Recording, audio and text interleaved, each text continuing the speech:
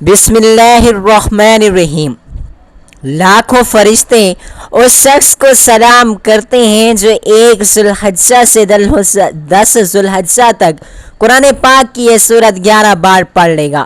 اس کے گھر میں اللہ پاک کا نور، رزق میں رحمت ہوگی۔ محترم عزیزو، کائنات کے خالق و مالک نے سال کے 12 مہینوں میں کچھ دنوں اور کچھ راتوں کو ایسی فضیلت اور عظمت عطا فرمائی کہ ان میں سے کی جانے والی عبادت بندوں کو عرش الہی کے سب سے قریب تر کر دیتی ہے۔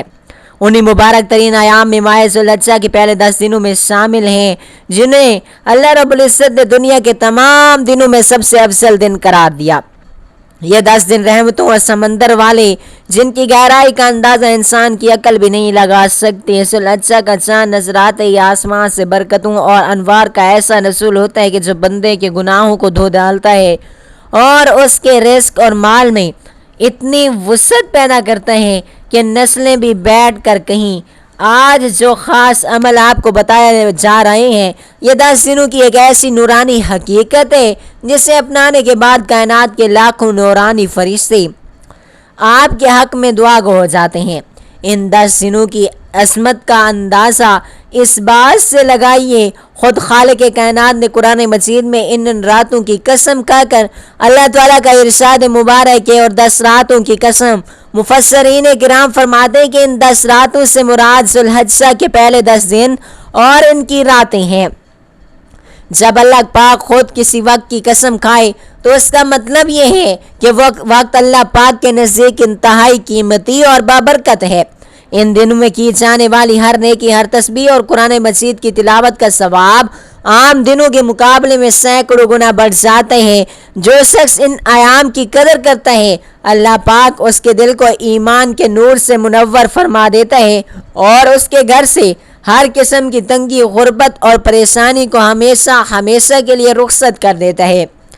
حدیث مبارکہ میں بھی ہے، ان 10 دنوں کی فضیلت کو اتنے خوبصورت انداز میں بیان کیا گیا ہے کہ سننے والے کا دل اللہ پاک کی رحمت پر قربان ہونے لگتا ہے۔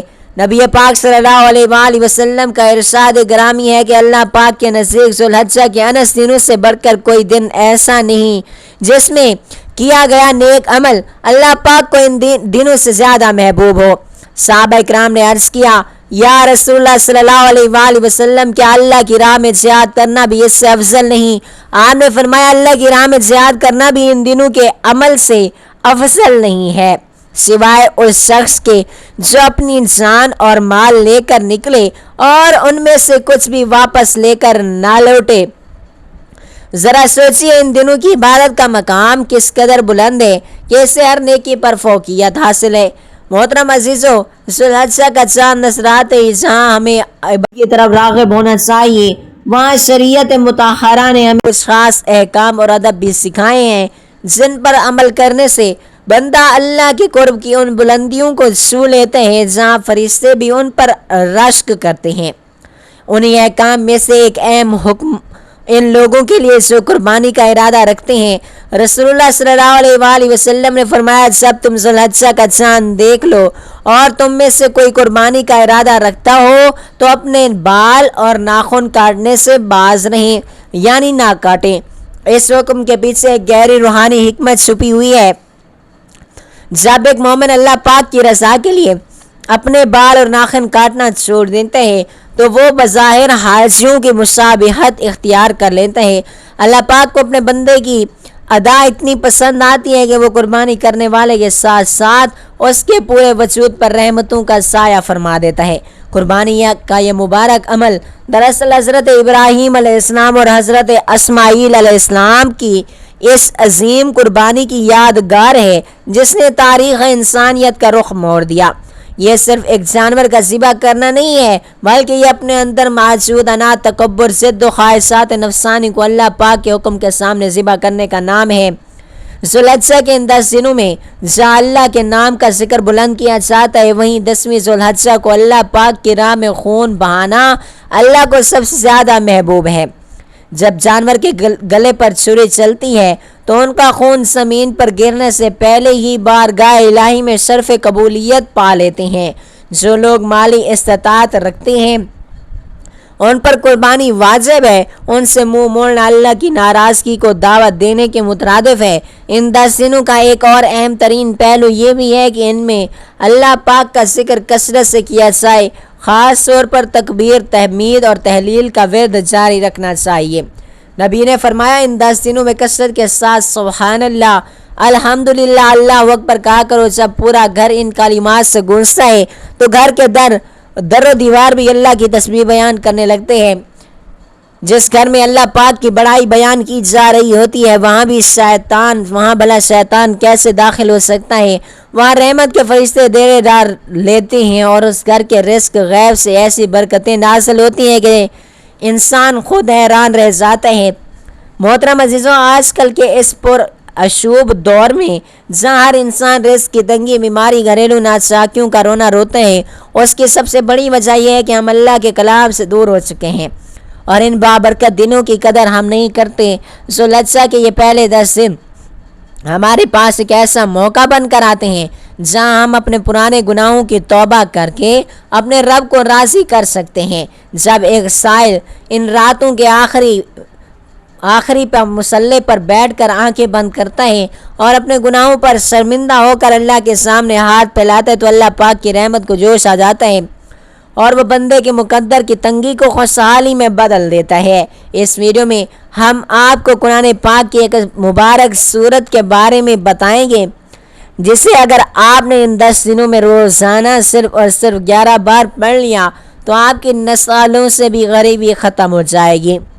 یہ عمل کوئی معمولی عمل نہیں ہے، یہ دلوں کو زندہ کرنے اور گھروں میں سکون لانے کا ایک ایسا مجرب راز ہے جس کی گواہی تاریخ دیتی ہے۔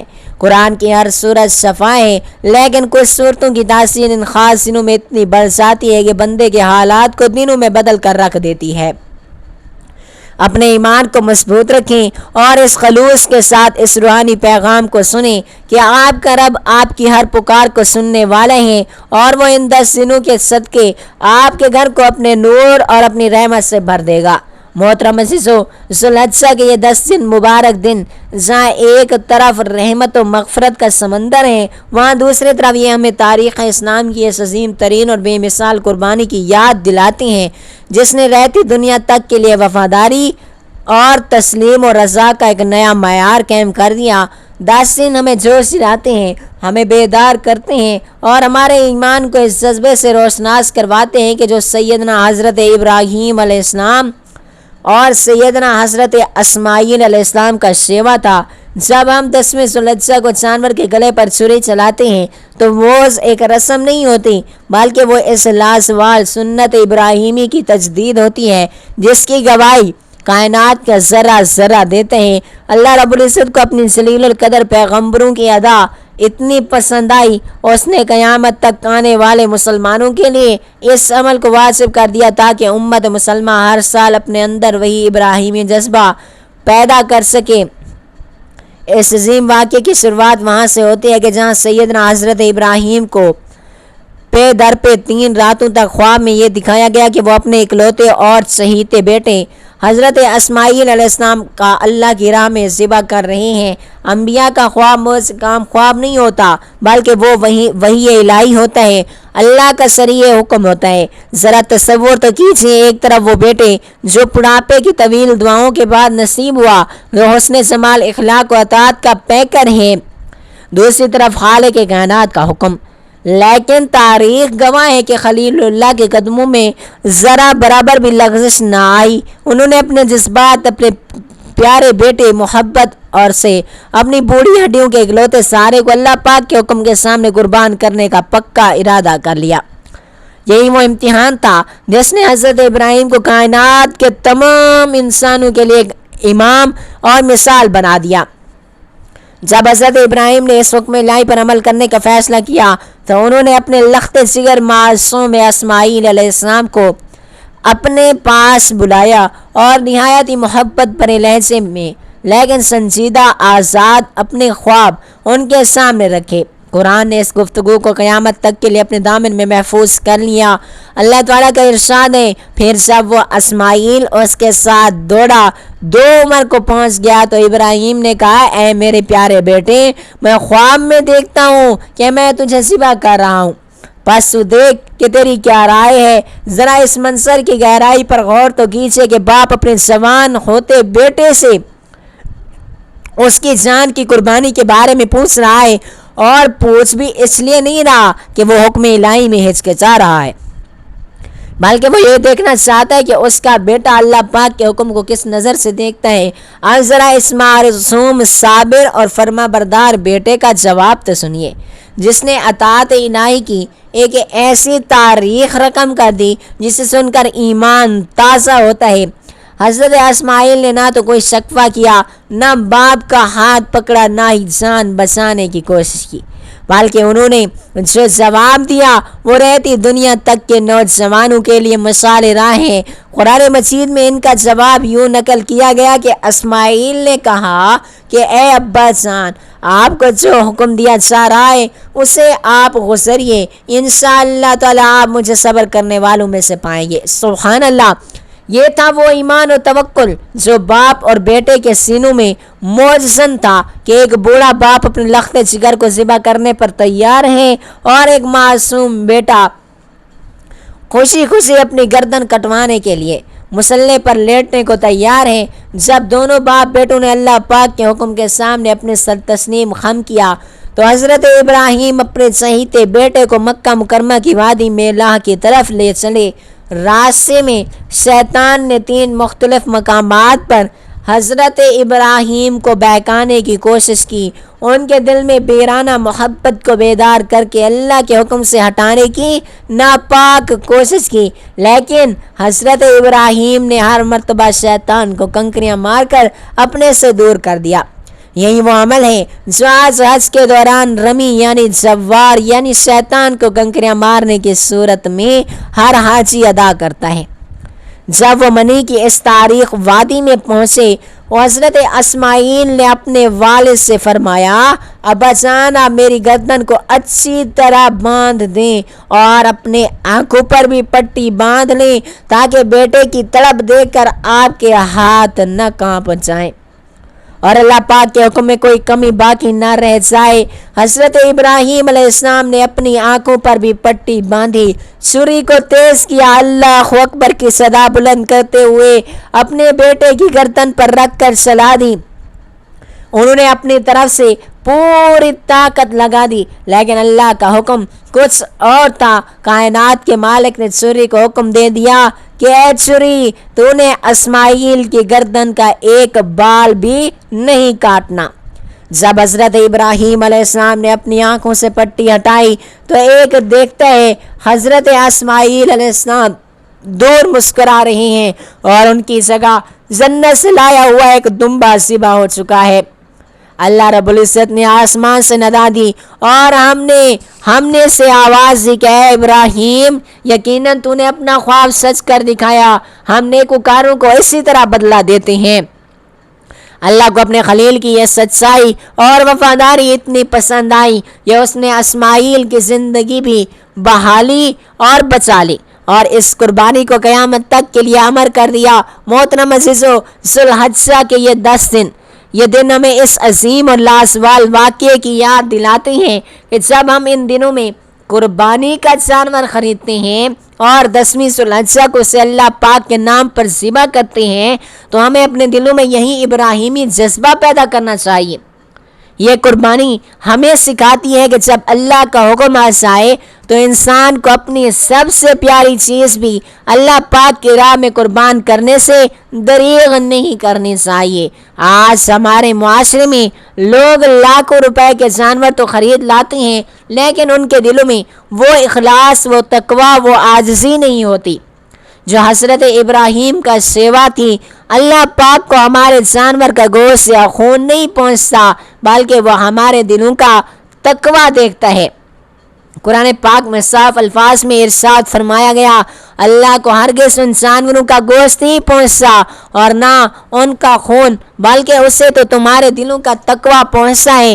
اس لیے جب آپ ان مبارک دنوں میں قربانی کی تیاری کریں تو اپنے دلوں کو بھی صاف کریں۔ یہ قربانی ہمیں سکھاتی ہے کہ ہم اپنی انا اور اپنے تکبر، اپنے حسد اور اپنے نفسانی خواہشات کو اللہ پاک کے حکم کے سامنے ذبح کر لیں۔ اگر ہم جانور تو ذبح کر رہے ہیں لیکن ہمارے دلوں میں اپنے بھائیوں کے لیے نفرت ہے، غریبوں کے لیے حقارت ہے، تو ہماری قربانی محض ایک رسم بن کر رہ جائے گی۔ ہمیں سنت ابراہیمی کی اصل روح کو سمجھنا ہوگا اور ان 10 دنوں میں اپنے ایمان کو اس بلندی پر لے جانا ہوگا جہاں ہمارے تمام فیصلے صرف اور صرف اللہ پاک کی رضا کے لیے ہیں۔ محترم عزیزو، جب ہم ذی الحجہ کے انس مبارک دنوں کی عظمت کا مطالعہ کرتے ہیں تو ہمیں یہ بات بالکل واضح نظر آتی ہے کہ کائنات کے سب سے مقدس ہستی یعنی حضرت پیارے نبی صلی اللہ علیہ وآلہ وسلم اور ان کے وفادار صحابہ ان ایام کو عام دنوں کی طرح نہیں گزارتے، اور ان نفوس قدسیہ کے نزدیک ذی الحجہ کا چاند نظر آنا گویا رحمتوں کے ایک بہت ہی بڑے خزانے کا کھل جانا تھا۔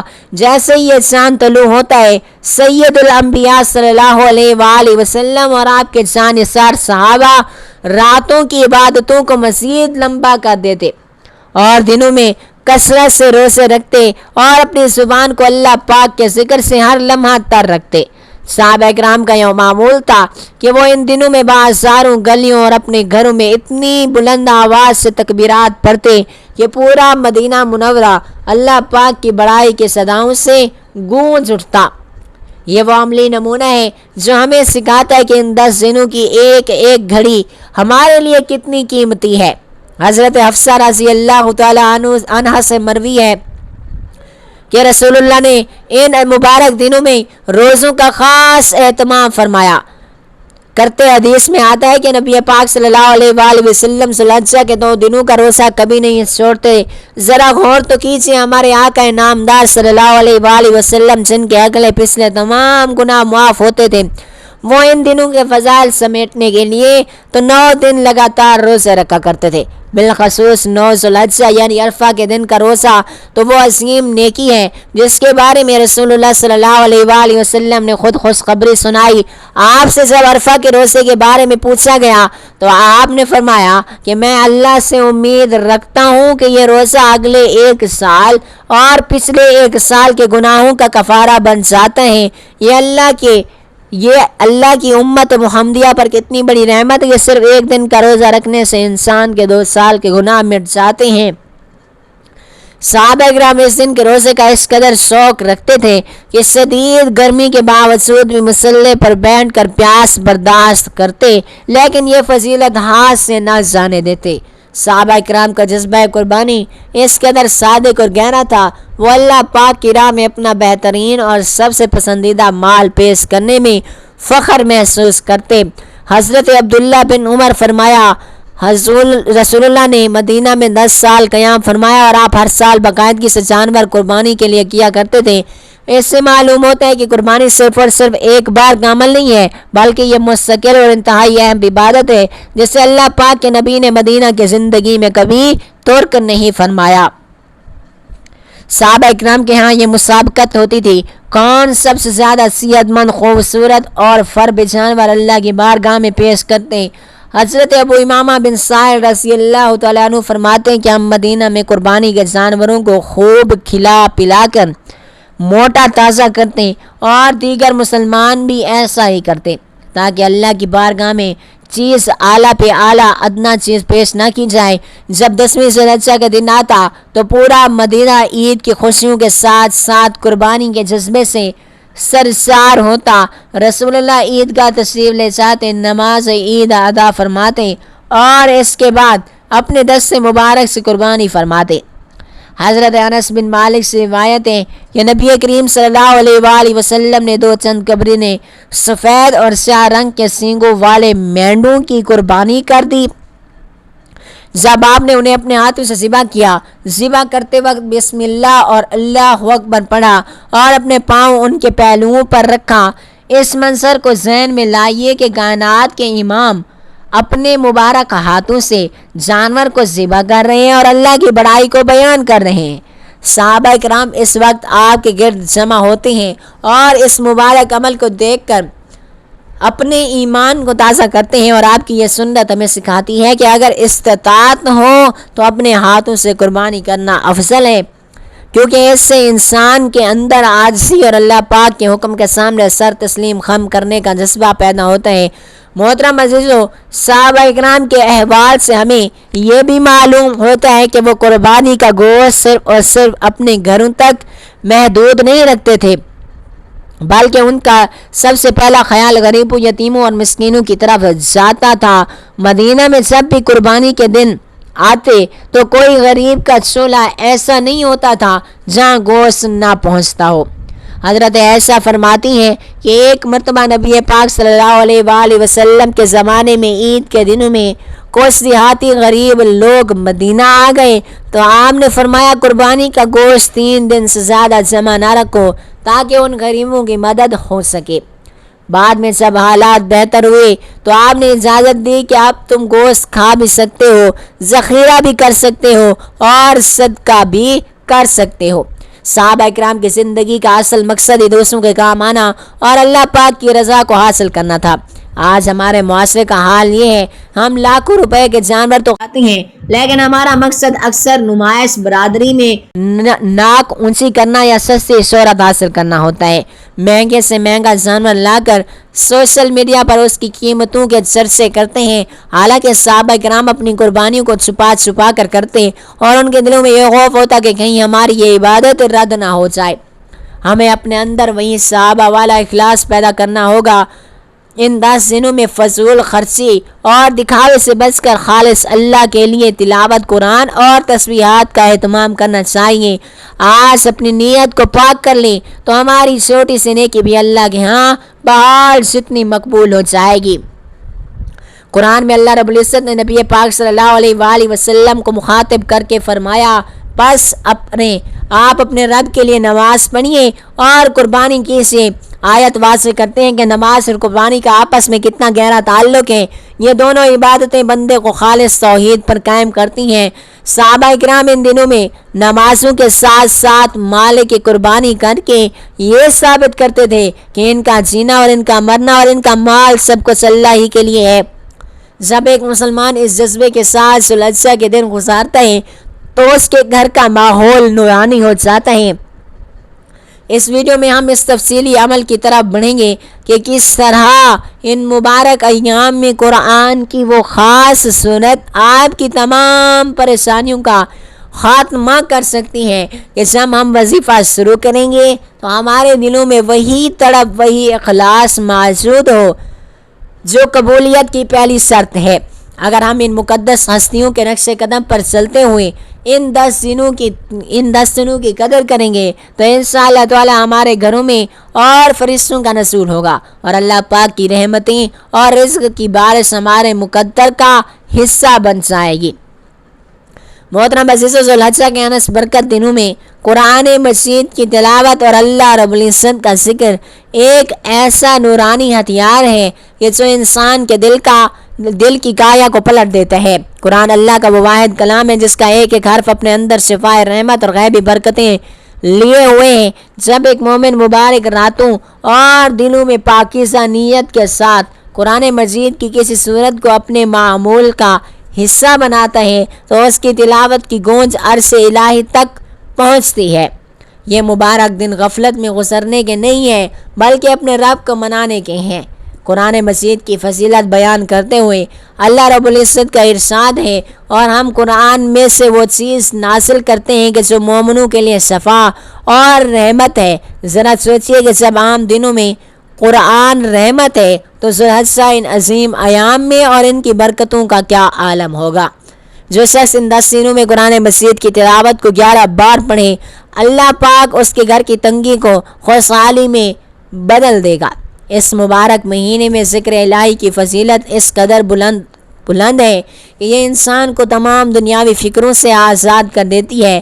جب بندہ اپنی زبان پر اللہ کا نام جاری رکھتا ہے تو اس کا دل پرسکون ہو جاتا ہے اور اس کے چہرے پر ایک خاص ایمانی نور آ جاتے ہیں۔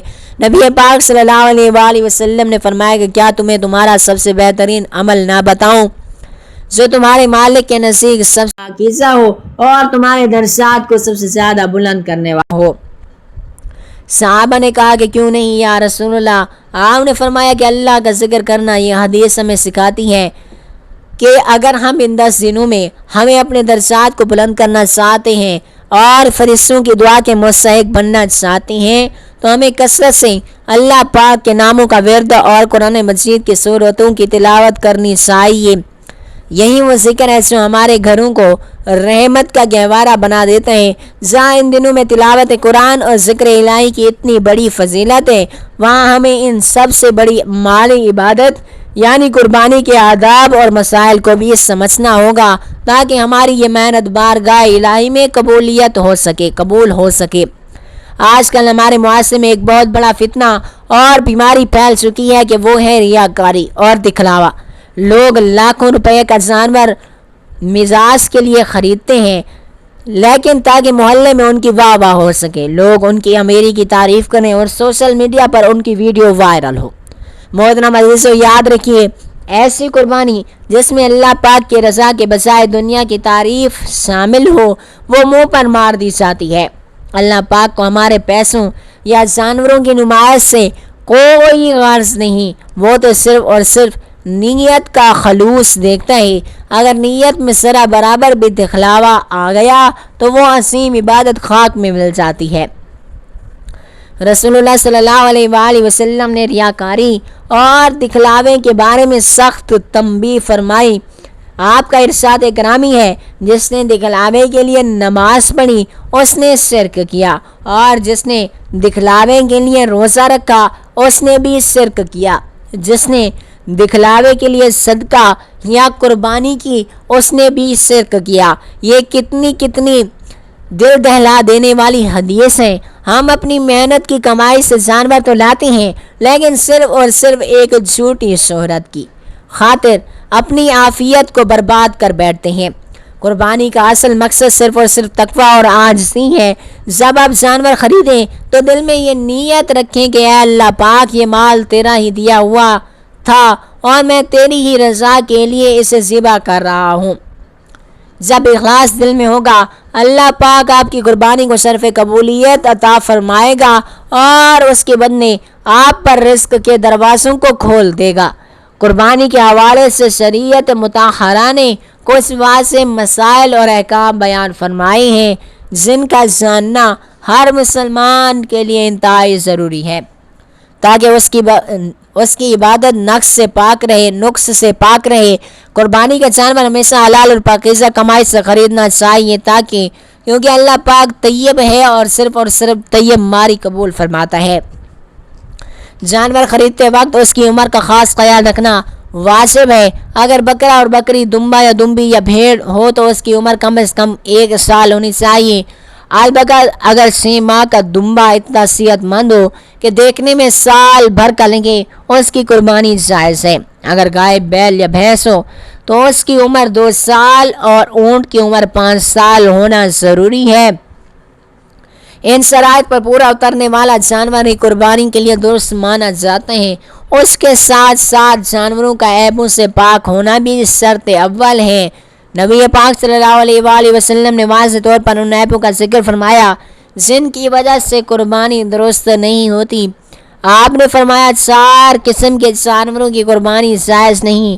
وہ کانا جس کا کانا پن واضح ہو، وہ بیمار جس کی بیماری واضح ہو، وہ لنگڑا جس کا لنگڑا پن آیا ہوا ہو، وہ ضعیف اور لاغر جس کی ہڈیوں میں گودا نہ رہا ہو۔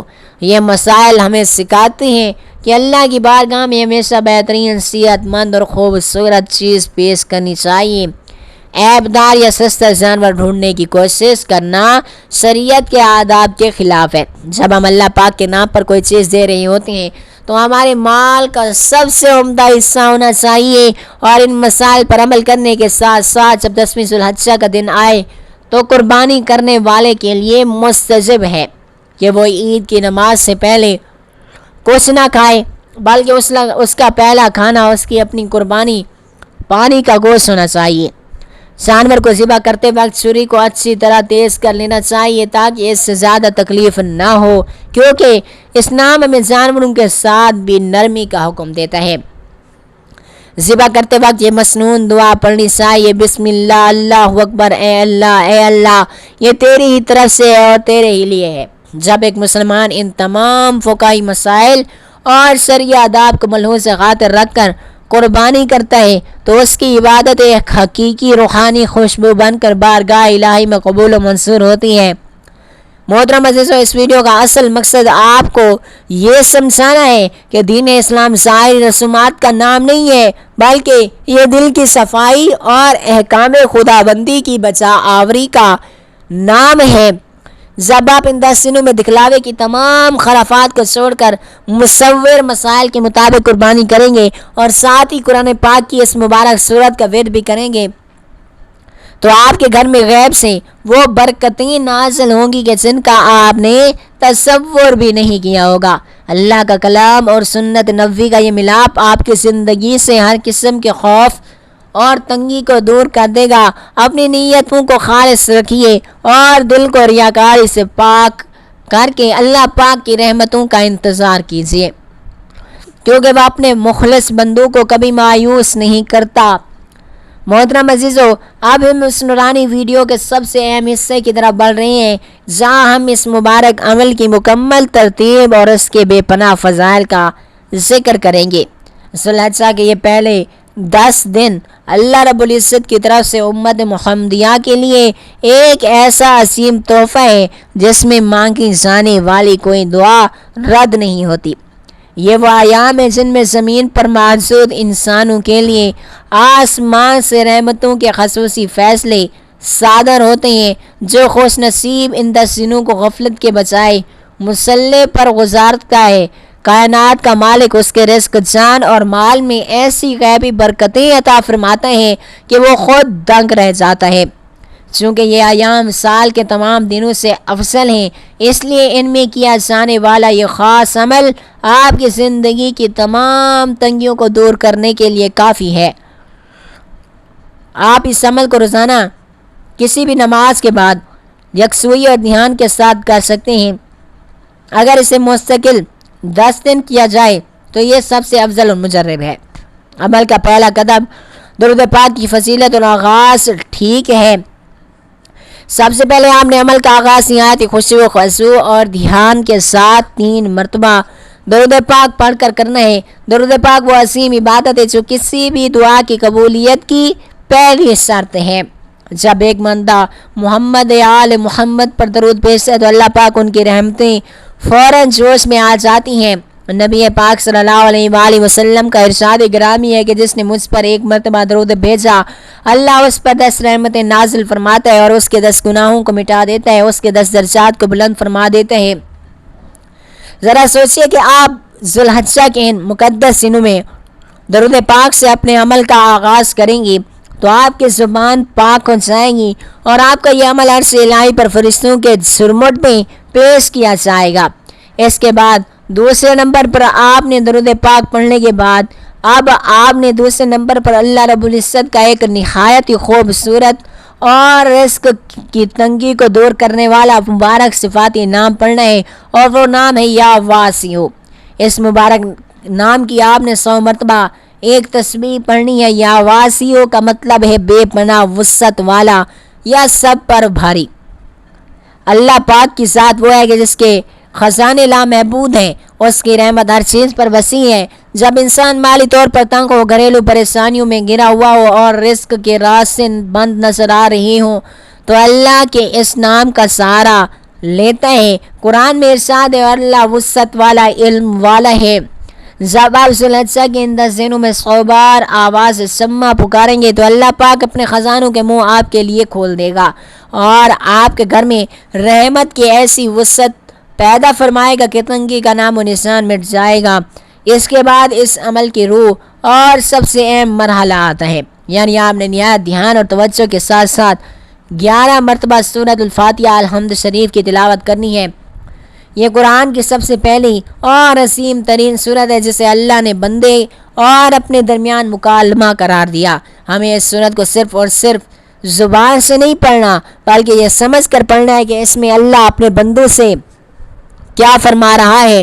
آئیے اس کی ہر آیت کے ترجمے اور مفہوم پر غور کرتے ہیں تاکہ ہمارا دھیان مکمل طور پر اللہ کی طرف ہو جائے۔ بسم اللہ الرحمن الرحیم، اللہ کے نام سے شروع جو بہت ہی مہربان نہایت رحم کرنے والا ہے۔ اس آیت سے بندہ اپنے رب کی رحمت کا اعتراف کرتا ہے۔ الحمدللہ رب العالمین، تمام تعریفیں اللہ کے لیے ہیں جو تمام جہانوں کو پالنے والا ہے۔ یہاں بندہ کائنات کے مالک کا شکر ادا کرتا ہے کہ وہ ہمیں بن مانگے رزق دے رہا ہے۔ الرحمن الرحیم، بہت مہربان نہایت رحم کرنے والا۔ اللہ بار بار اپنی رحمانیت کا ذکر کر کے بندے کو تسلی دیتا ہے کہ مایوس نہ ہو، میں تمہاری پکار کو سننے والا ہوں۔ مالک یوم الدین، انصاف کے دن کا مالک ہوں۔ یہ آیت بندے کو یاد دلاتی ہے کہ اصل زندگی آخرت کی ہے جہاں نیکی کا صلہ ملے گا۔ ایاک نعبد و ایاک نستعین، ہم صرف تیری عبادت کرتے ہیں اور ہم صرف تجھ ہی سے مدد چاہتے ہیں۔ یہ وہ مقام ہے جہاں بندہ ظالم پیروں، فقیروں اور دنیاوی سہاروں کو ٹھکرا کر کہتے ہیں کہ اے اللہ پاک، میرا سب کچھ تو ہی ہے۔ حدیث پاک میں آتا ہے کہ جب بندہ یہ کہتا ہے کہ اللہ فرماتا ہے یہ میرے اور میرے بندے کے درمیان ہے اور میرے بندے کے لیے وہ کچھ ہے جو اس نے مانگا۔ صراط المستقیم، ہمیں سیدھا راستہ دکھا، کائنات کی سب سے بڑی دعا ہے۔ اللہ ہمیں دنیا اور آخرت میں کامیاب کر دے۔ صراط الذین انعمت علیہم، ان لوگوں کا راستہ جن پر تو نے انعام فرمایا، نہ کہ ان کا جن پر غضب کیا، اور نہ بہکے ہوئے لوگوں کا۔ یہاں ہم انبیاء اور صالحین کا راستہ مانگتے ہیں تاکہ ہماری زندگی گلزار ہو جائے۔ جب آپ اس خوبصورت مفہوم کو ذہن میں رکھ کر یہ سورت پڑھیں گے تو آپ کا دل اللہ پاک کی محبت سے لبریز ہو جائے گا اور آپ کو خود محسوس ہوگا کہ آپ کا اپنے رب سے تعلق کتنا مضبوط ہے۔ سورۃ الفاتحہ کی تلاوت کے بعد آپ نے مصلی پر بیٹھتے ہی استغفار کی تسبیح پڑھنی ہے اور گناہوں سے سچی اور پکی توبہ کرنی ہے۔ انسان خطا کار ہے اور اکثر ہمارے گناہوں کی وجہ سے ہی ہمارے رزق میں تنگی آ جاتی ہے۔ استغفار ان گناہوں کی کفل کو کھول دیتا ہے۔ قرآن مجید میں اللہ پاک فرماتا ہے، حضرت نوح علیہ السلام کا قول نقل فرماتا ہے، اپنے رب سے معافی مانگو، بے شک وہ بڑا ہی معاف کرنے والا اور تم پر آسمان سے موسلا دھار بارش برسا دے گا اور تمہارے مال اور اولاد میں ترقی دے گا۔ اس آیت مبارکہ سے ثابت ہوتا ہے کہ سچی توبہ کرنے سے نہ صرف گناہ معاف ہوتے ہیں بلکہ اللہ غیب سے رزق کے انبار لگا دیتے ہیں۔ سورۃ الحج کے ان 10 دنوں میں جب آپ رو رو کر اپنے رب سے معافی مانگیں گے تو آپ کے تمام پچھلے گناہ مٹ جائیں گے اور رحمت کی راہیں کھل جائیں گی۔ عمل کے بالکل آخر میں آپ نے دوبارہ 3 مرتبہ وہی درود پاک پڑھنا ہے جو آپ لوگوں نے شروع میں پڑھا تھا۔ اسی طرح آپ کا یہ مبارک عمل مکمل ہو جائے گا۔ اب آپ نے اپنے دونوں ہاتھ اللہ پاک کے حضور پھیلا لینے ہیں اور اپنے گھر کے رزق، برکت اور بیماریوں سے شفا اور دلی مرادوں کے لیے دعا کرنی ہے۔ محترم عزیزو، یہ وہ عمل ہے جس کی برکت سے لاکھوں نورانی فرشتے آپ کے حق میں دعا گو ہو جاتے ہیں۔